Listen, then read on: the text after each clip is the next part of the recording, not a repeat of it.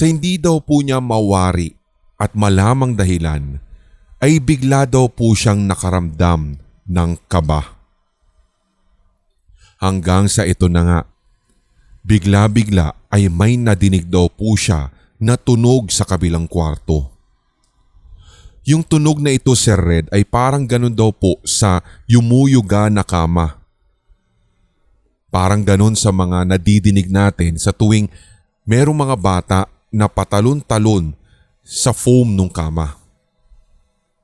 Alam niya na siya lamang ang natitira o kaya naman ay nag-iisa sa bahay ni na mama, pero nakatitiyak siya base na rin sa katahimikan ng buong lugar na sa kabilang kwarto nagmumula ang naturang tunog.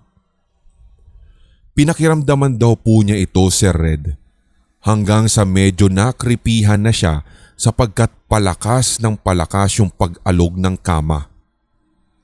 Nung una, ang akala niya ay si mama lamang daw ang gumagawa nun, pero na-realize nga niya na nagpaalam si mama at nag-grocery pa.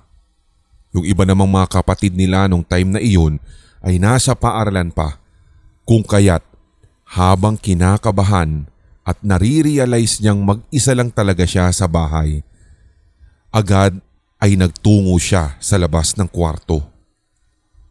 Nadidinig pa din daw po niya yung yumuyuga o yung tunog na kanina pa na palakas ng palakas sa kabilang kwarto, at nakumpirma niya na doon nga talaga nanggagaling ang tunog. Dahil doon ay marahan na siyang nagtungo sa hagdanan. Dahan-dahan na bumababa hanggang sa siya ay makabuelo at hindi nga din daw po niya